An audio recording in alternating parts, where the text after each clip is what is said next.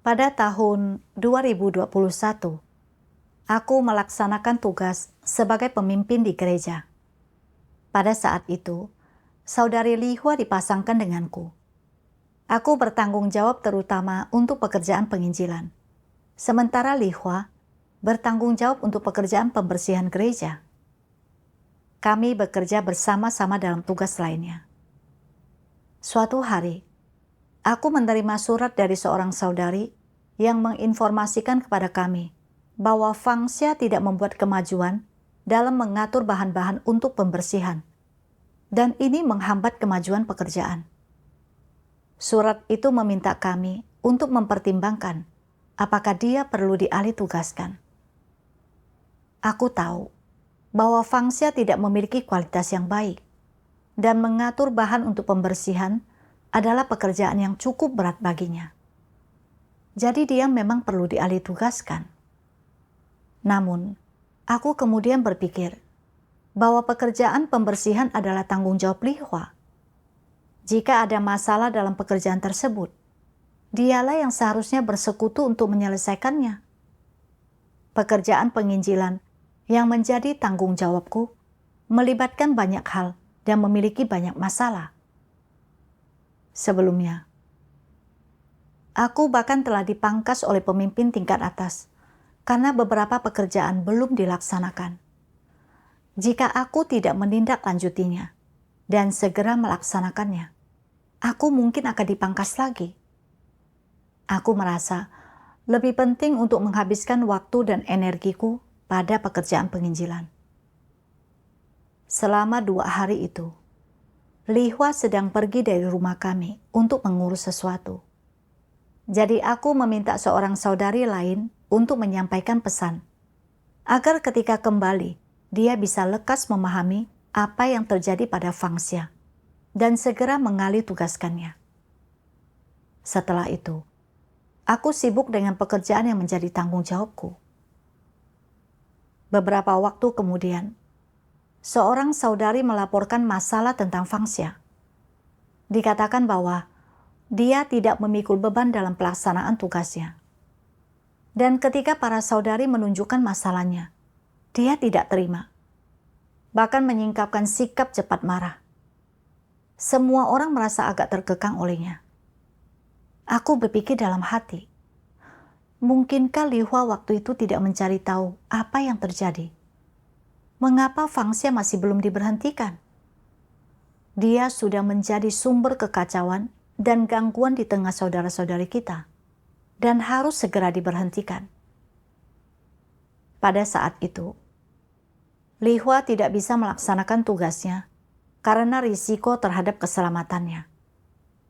Sebagai penggantinya, kami memilih seorang pemimpin lain, Ting Yan, untuk mengambil alih pekerjaan yang sebelumnya menjadi tanggung jawab Li Hua. Aku berpikir dalam hati, Ting Yan sebelumnya pernah melakukan pekerjaan pembersihan, dan dia lebih baik dalam menilai orang daripada aku. Aku akan meminta Ting Yan untuk memberhentikan Fangxia. Aku tidak menyangka bahwa ketika Ting Yan kembali setelah pertemuan, dia berkata, "Aku khawatir jika aku langsung memberhentikan Fangxia di pertemuan pertamaku dengannya, dia akan memiliki pandangan buruk terhadapku. Jadi aku tidak memberhentikannya." Pada saat itu, yang ada dalam pikiranku adalah bahwa pekerjaan pembersihan adalah tanggung jawab Ting Yan. Dan jika dia tidak memberhentikan Fangxia, itu adalah kegagalannya dalam melaksanakan tanggung jawabnya, bukan masalahku. Dan aku tidak terlibat dalam masalah ini. Kemudian, pemimpin tingkat atas mengetahui masalah ini dan mengatur seseorang untuk segera memberhentikan Fangxia. Mereka juga mengirimkan surat yang menanyakan alasan kami tidak segera memberhentikan dan mengalih tugaskan orang-orang yang tidak cocok, dan meminta kami untuk menulis renungan serta pemahaman mengenai masalah ini. Saat itu, aku sama sekali tidak memiliki pemahaman tentang diriku sendiri. Aku berpikir bahwa pekerjaan ini di luar tanggung jawabku. Dan kalaupun ada seseorang yang harus dimintai pertanggungjawaban, itu seharusnya bukan aku. Li Hua dan Ting Yanlah yang gagal memberhentikan Fang Xia tepat waktu. Pemimpin tingkat atas melihat bahwa aku membantah dan menghindari tanggung jawabku, serta tidak memiliki sedikit pun pemahaman tentang diriku sendiri. Selain itu, aku memiliki watak congkak dan tidak menerima pemangkasan serta bimbingan dari saudara-saudariku. Aku tidak melaksanakan tugasku sesuai dengan prinsip dan telah merusak pekerjaan di rumah Tuhan serta jalan masuk kehidupan saudara-saudariku. Oleh karena itu, mereka memberhentikanku.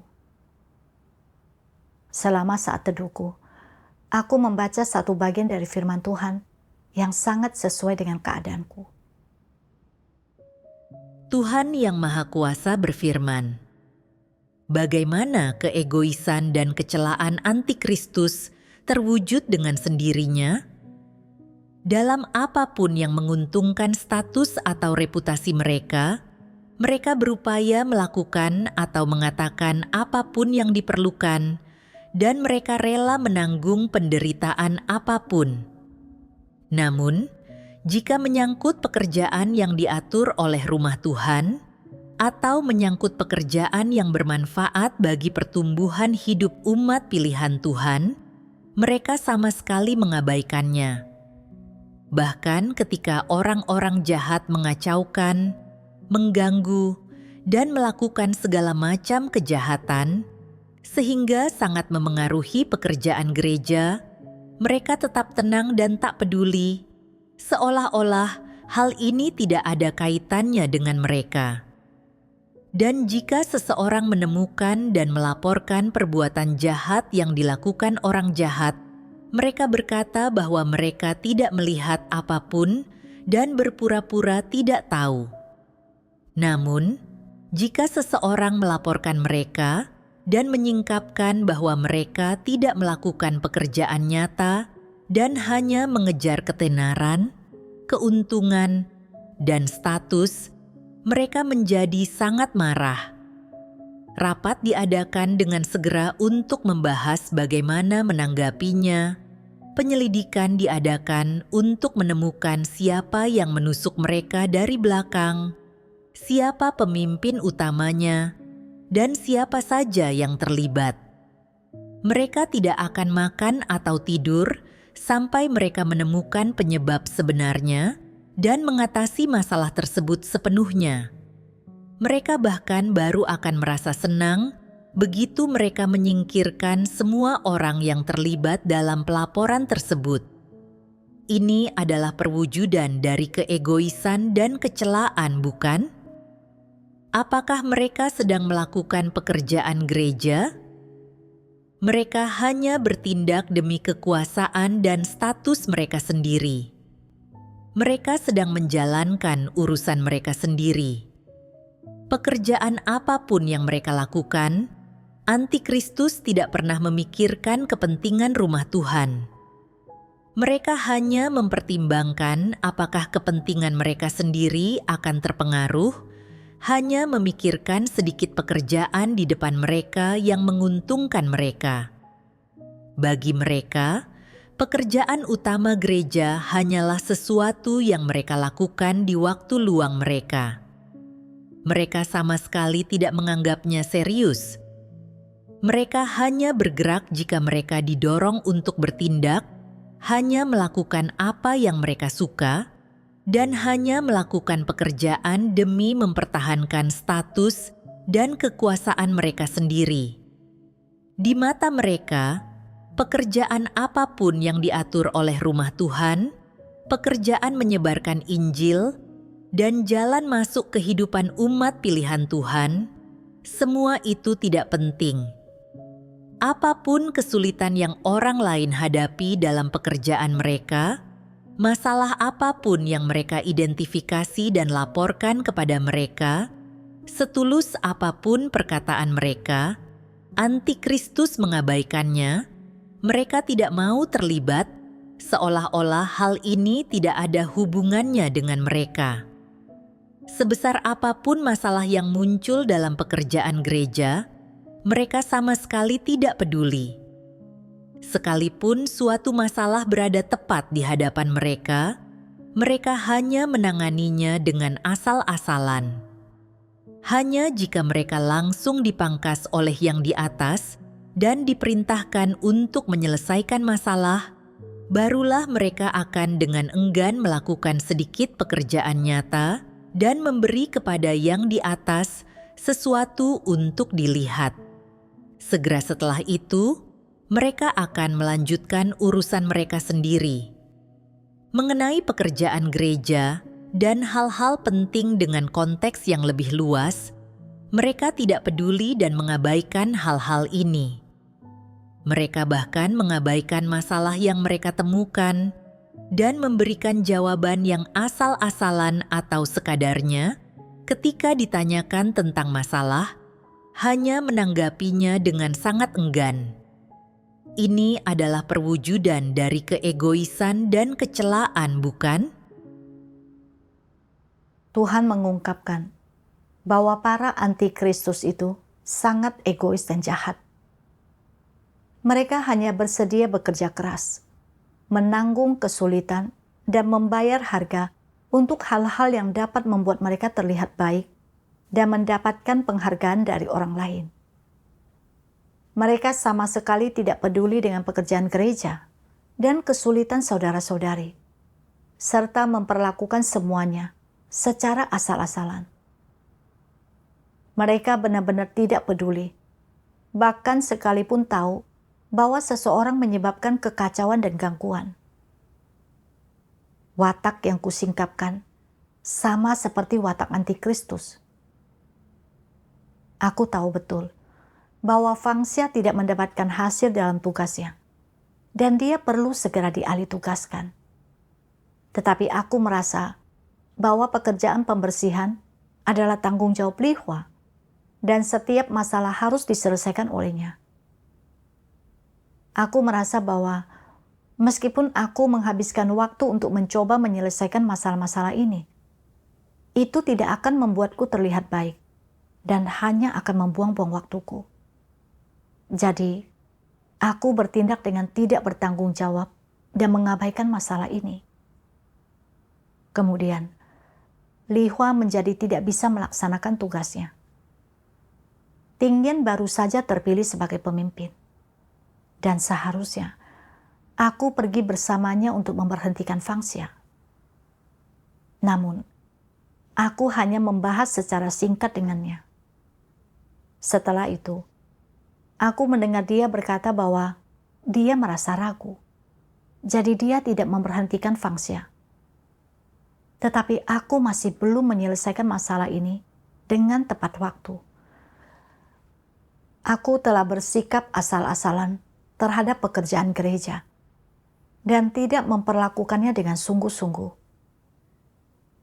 Ketika pemimpin tingkat atas datang untuk memangkasku, aku bukan hanya tidak merenungkan diri, tetapi juga mencoba melempar tanggung jawab dengan mengatakan bahwa saudara-saudari yang bekerja dengan kula yang tidak memberhentikan Fangsia dengan tepat waktu.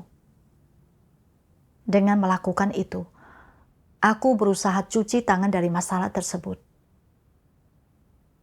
Jika pemimpin tingkat atas tidak segera memberhentikan Fangsia, tidak bisa dipastikan berapa lama dia akan terus mengganggu tim dan seberapa besar kerusakan yang akan dia sebabkan pada pekerjaan pembersihan serta kehidupan saudara-saudari. Aku telah menjadi pemimpin lebih dari 2 tahun, dan aku telah memahami beberapa prinsip. Seharusnya, aku lebih peduli dan memenuhi tanggung jawabku untuk melindungi berbagai pekerjaan gereja.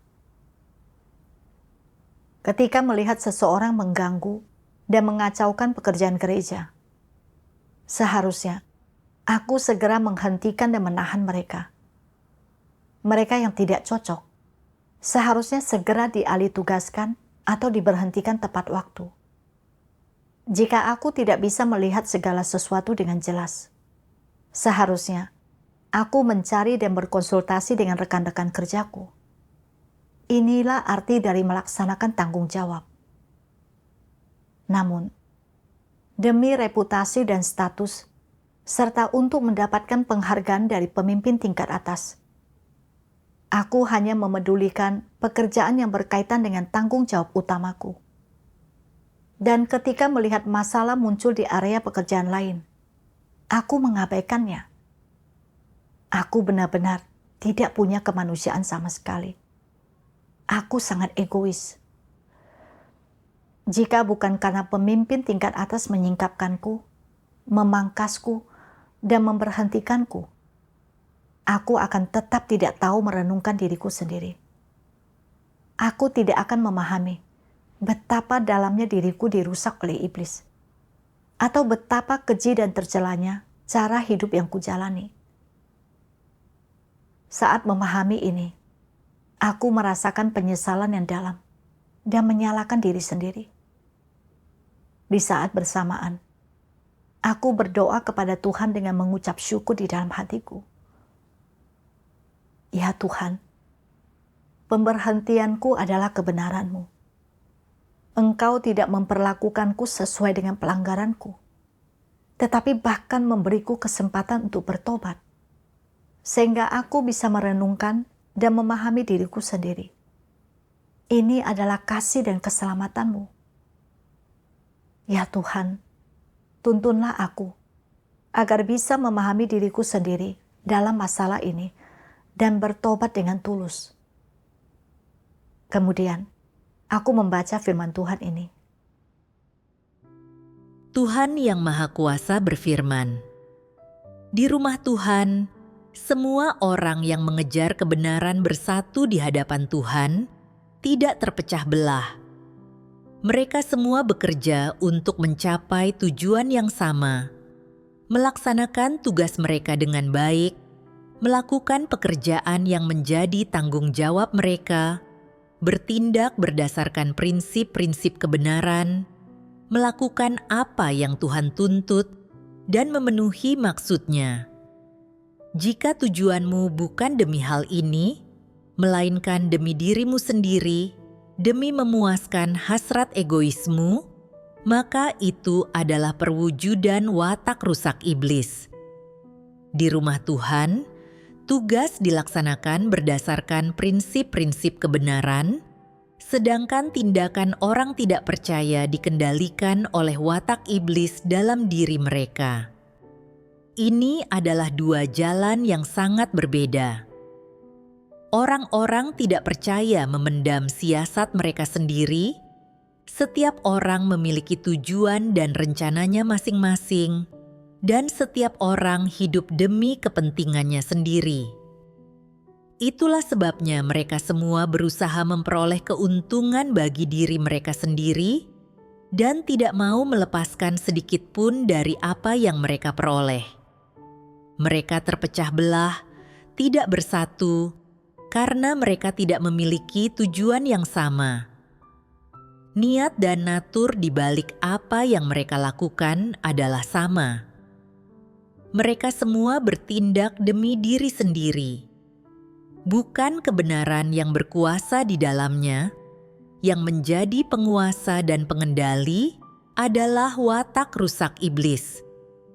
Mereka dikendalikan oleh watak rusak iblis dalam diri mereka dan tak mampu melepaskan diri, sehingga mereka makin terjerumus dalam dosa. Di rumah Tuhan, jika engkau tidak ada bedanya dengan orang tidak percaya dalam prinsip, metode, motivasi, dan titik awal tindakanmu, jika engkau dipermainkan, dikendalikan, dan dimanipulasi oleh watak rusak iblis, dan jika titik awal tindakanmu adalah demi kepentingan, reputasi, harga diri, dan statusmu sendiri, maka caramu dalam melaksanakan tugasmu tidak akan ada bedanya dengan cara orang tidak percaya dalam melakukan segala sesuatu. Saat aku merenungkan firman Tuhan, aku menyadari bahwa meskipun aku percaya kepada Tuhan dan mengikutinya, serta melaksanakan tugas di gereja, pikiran dan pandanganku belum berubah. Aku masih hidup dengan mengandalkan racun iblis seperti, jika orang tidak memikirkan dirinya sendiri, langit dan bumi akan menghukumnya. Dan gajah mati meninggalkan gading, harimau mati meninggalkan belang. Aku hidup dengan watak rusak yang egois dan tercela. Hanya mempertimbangkan reputasi dan statusku sendiri. Ketika aku mengetahui bahwa Fangsia tidak menghasilkan apapun dalam melaksanakan tugasnya, dan juga mengganggu saudara-saudari lainnya, serta menghalangi pekerjaan pembersihan, aku tahu betul bahwa dia seharusnya segera diberhentikan dan digantikan oleh orang yang cocok. Namun, aku hanya memikirkan pekerjaan yang menjadi tanggung jawabku dan mengejar reputasi serta statusku sendiri. Aku berpikir bahwa jika masalah ini terselesaikan, orang lainlah yang akan mendapatkan pujian dan aku tidak akan mendapat kesempatan untuk menonjol. Oleh karena itu, aku mengabaikannya. Aku tidak mempertimbangkan besarnya kerugian yang akan ditimbulkan terhadap pekerjaan gereja dan kehidupan saudara-saudari jika masalah ini tidak diselesaikan. Meskipun pekerjaan pembersihan adalah tanggung jawab utama rekan kerjaku, ini tidak berarti bahwa aku tidak perlu peduli dengan pekerjaan ini. Sebagai seorang pemimpin, jika masalah muncul dalam tugas apapun, aku seharusnya terlibat dan mendiskusikannya, mencari prinsip, dan menyelesaikannya bersama dengan rekan-rekanku. Ini adalah tanggung jawabku dan tugas dari jabatanku. Namun, aku hanya hidup untuk reputasi dan statusku sendiri. Aku egois dan keji, dan tidak melindungi kepentingan gereja atau mempertimbangkan pekerjaan secara keseluruhan. Aku tidak melakukan pekerjaan gereja sebagai bagian dari tim. Orang yang tidak percaya menyimpan rencananya sendiri dalam pekerjaan mereka, dan segala sesuatu yang mereka lakukan adalah demi kepentingan mereka sendiri. Caraku bekerja saat ini benar-benar tidak ada bedanya dengan cara orang yang tidak percaya bekerja. Suatu hari, dalam sebuah video kesaksian berdasarkan pengalaman, aku membaca satu bagian firman Tuhan. Tuhan Yang Maha Kuasa berfirman, Tuhan telah melakukan pekerjaan yang sedemikian luar biasa dalam mengungkapkan kebenaran dan menyelamatkan manusia, serta mencurahkan segenap hati dan usahanya ke dalamnya.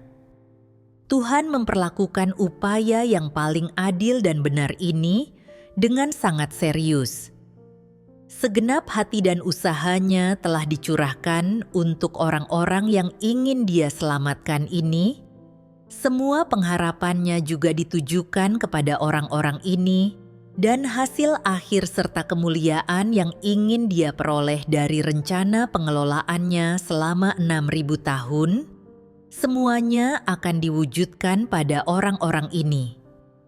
Jika orang menentang Tuhan, melawan, mengganggu, atau menghancurkan hasil dari upaya ini, akankah Tuhan mengampuni mereka? Apakah ini menyinggung watak Tuhan?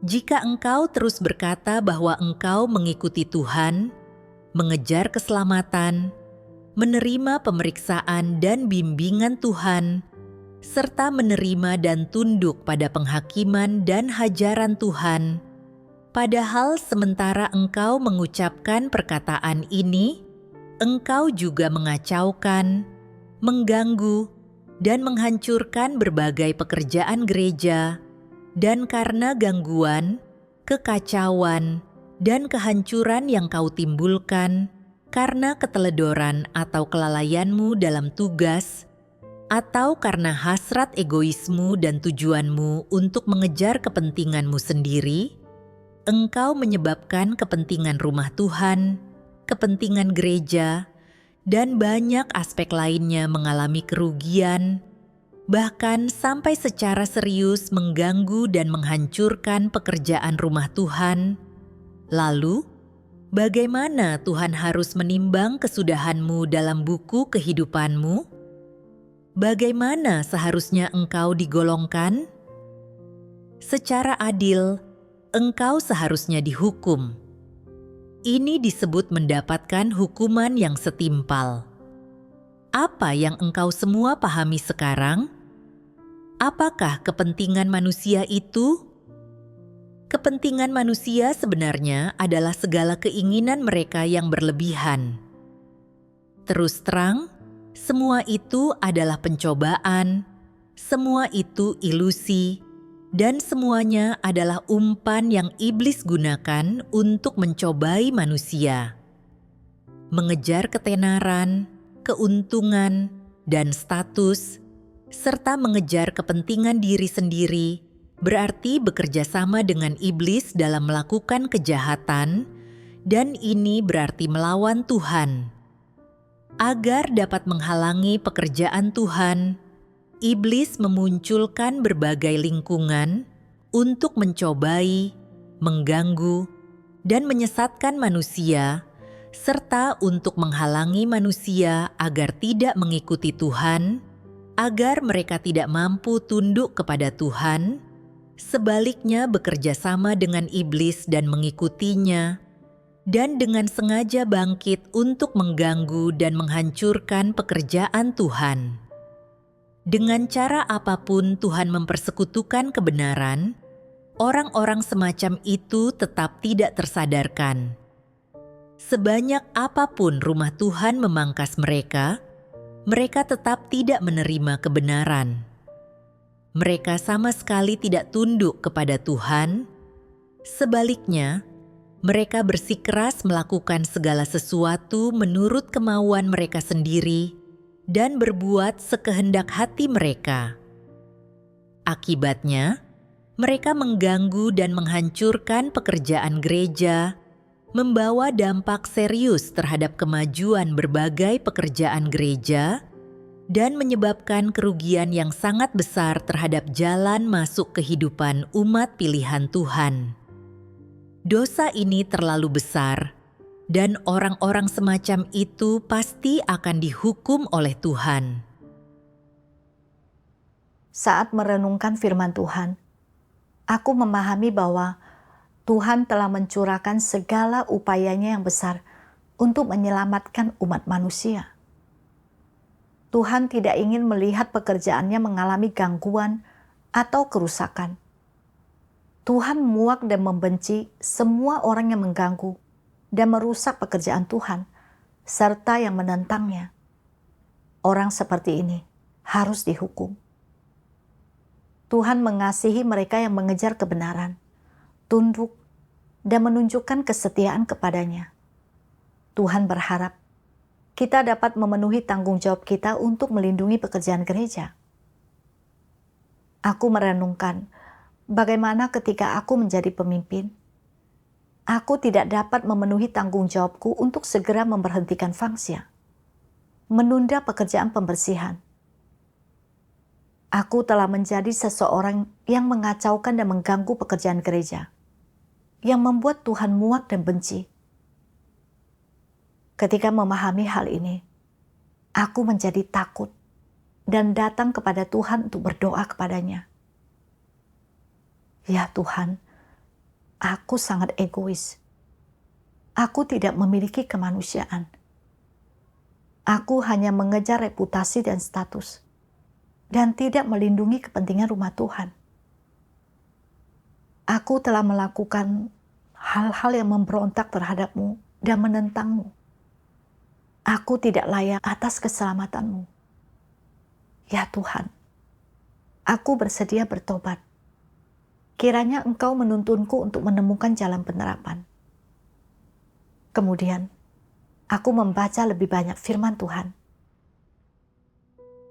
Tuhan Yang Maha Kuasa berfirman, "Jika engkau seorang pemimpin, maka sebanyak apapun tugas yang menjadi tanggung jawabmu, sudah menjadi tanggung jawabmu untuk selalu mengajukan pertanyaan mengenainya, mencari tahu, dan pada saat yang sama juga untuk memeriksa segala sesuatu dan menyelesaikan masalah segera setelah masalah itu muncul. Inilah pekerjaanmu.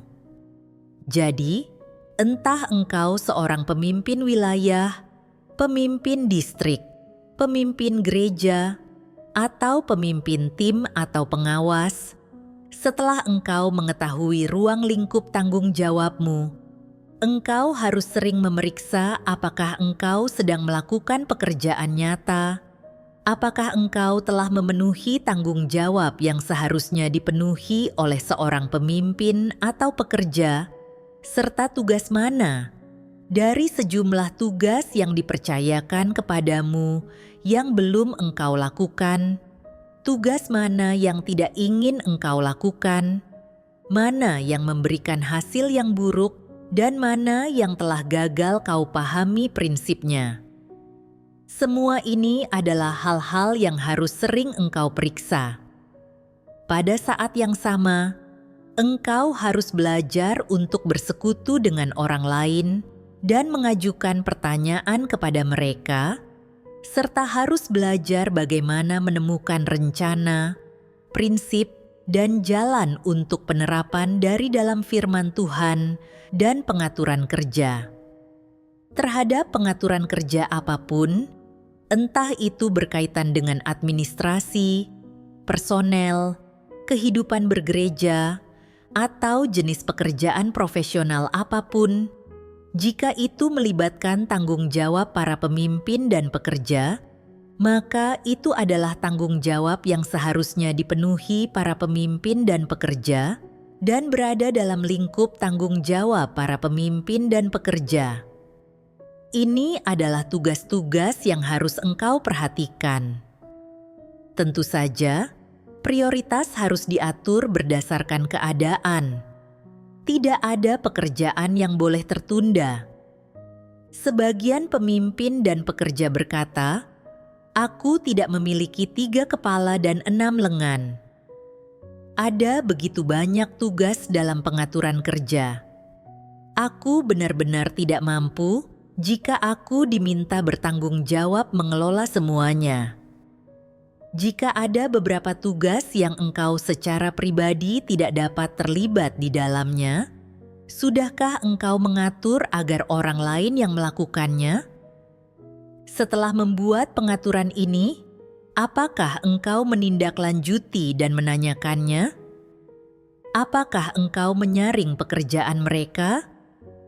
Pasti engkau punya waktu untuk menanyakan dan melakukan penyaringan. Engkau pasti punya waktu untuk melakukannya.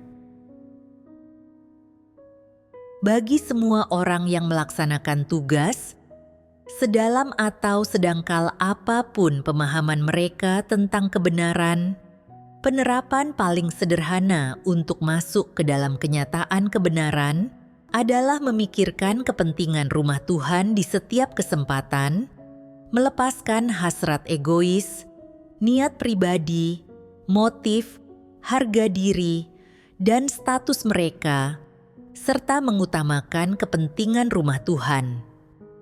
Inilah setidaknya yang harus mereka lakukan. Jika orang yang melaksanakan tugas bahkan tak mampu berbuat sebanyak ini, lalu bagaimana bisa dikatakan bahwa mereka sedang melaksanakan tugas? Itu bukanlah melaksanakan tugas.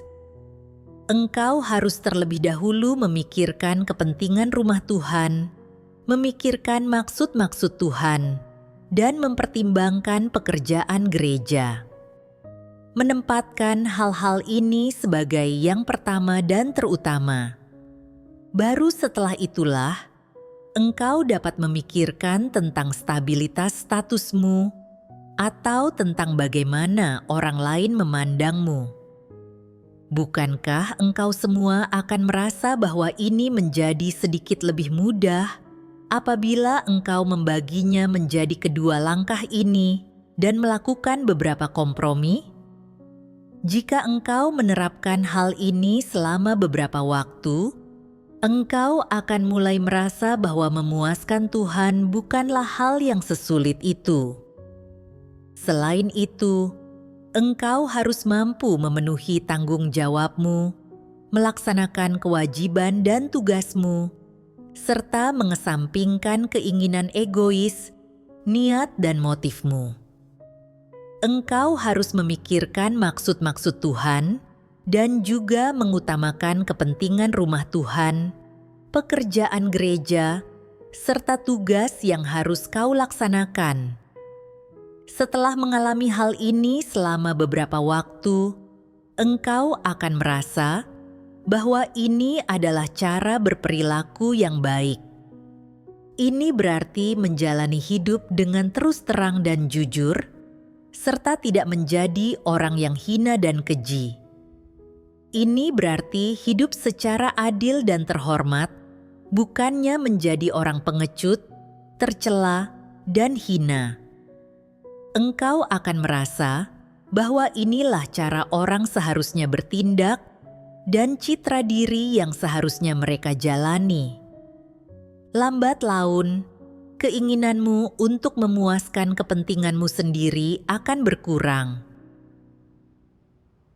Dari firman Tuhan, aku melihat bahwa semua tugas di rumah Tuhan itu sangat penting. Masing-masing tugas itu juga merupakan tanggung jawab para pemimpin serta pekerja untuk diawasi dan ditindaklanjuti. Pembagian tugas hanya merupakan bagian yang diperlukan dalam pekerjaan untuk memastikan hasil pekerjaan yang lebih baik. Namun, aku menganggap pembagian tugas berarti aku tidak bertanggung jawab atas tugas lainnya. Aku merasa, jika terjadi masalah dalam pekerjaan yang dibawa tanggung jawab orang lain, maka orang itulah yang harus menyelesaikan dan bertanggung jawab atasnya. Pandangan ini salah dan tidak sesuai dengan tuntutan Tuhan untuk para pemimpin dan pekerja.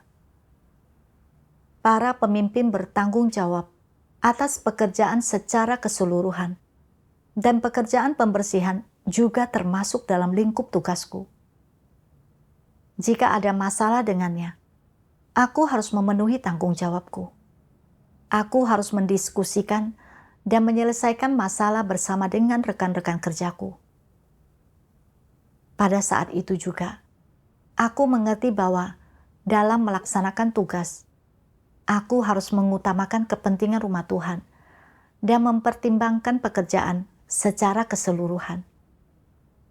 Aku tidak boleh membiarkan keuntungan dan kerugian yang terkait dengan kepentingan pribadiku memengaruhi pekerjaan rumah Tuhan dan menunda jalan masuk kehidupan saudara-saudariku. Untuk kedepannya, aku harus melakukan penerapan yang sesuai dengan firman Tuhan. Apapun tugas yang kulakukan, aku harus selalu memenuhi tanggung jawabku sendiri. Aku tidak boleh lagi mempertimbangkan kepentingan pribadiku. Kemudian, aku bertanggung jawab atas tugas menyirami pendatang baru. Rekanku, saudari Yang Li, harus pergi ke tempat lain untuk beberapa waktu karena suatu urusan. Sebelum pergi, dia menyerahkan semua pendatang baru yang dia sirami kepadaku. Aku berpikir dalam hatiku, beberapa pendatang baru yang aku sirami tidak dalam keadaan baik. Aku harus menyelesaikan masalah mereka. Kapan aku bisa punya waktu untuk menyirami para pendatang baru yang menjadi tanggung jawabmu?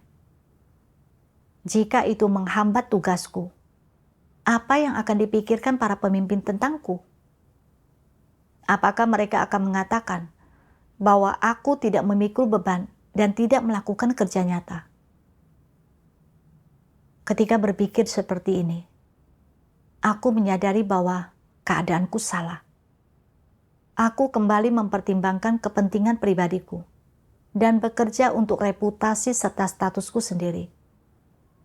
Aku teringat akan firman Tuhan. bagi semua orang yang melaksanakan tugas, sedalam atau sedangkal apapun pemahaman mereka tentang kebenaran, penerapan paling sederhana untuk masuk ke dalam kenyataan kebenaran adalah memikirkan kepentingan rumah Tuhan di setiap kesempatan.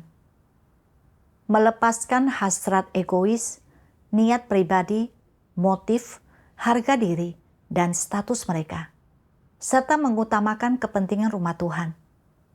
Inilah setidaknya yang harus mereka lakukan.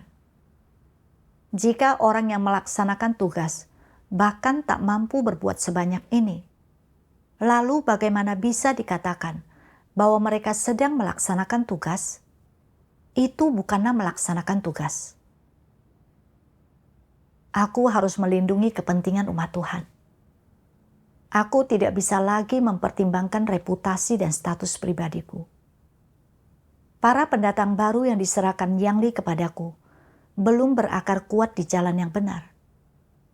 PKT sedang menangkap dan menganiaya orang-orang Kristen di mana-mana, serta menyebarkan rumor-rumor tak berdasar untuk merusak nama gereja Tuhan yang Maha Kuasa. Jika pendatang baru tidak memahami kebenaran, maka mereka bisa saja disesatkan dan ditangkap oleh iblis kapan saja. Sekarang, Yang Li telah menyerahkan para pendatang baru ini kepadaku. Menyirami dan mendukung mereka adalah tanggung jawab yang harus kupenuhi. Jika aku menyebabkan mereka mundur dan berhenti percaya karena aku egois, keji, dan tidak bertanggung jawab, maka hati nuraniku akan tertuduh. Aku tidak bisa lagi hidup mengandalkan watak rusakku yang egois dan keji ini. Siapapun yang bertanggung jawab atas para pendatang baru ini, aku harus menyirami mereka dengan baik agar mereka bisa secepat mungkin memiliki akar yang kuat. Oleh karena itu, aku memperlengkapi diri dengan kebenaran dan menyirami serta membantu semua pendatang baru berdasarkan gagasan dan masalah mereka.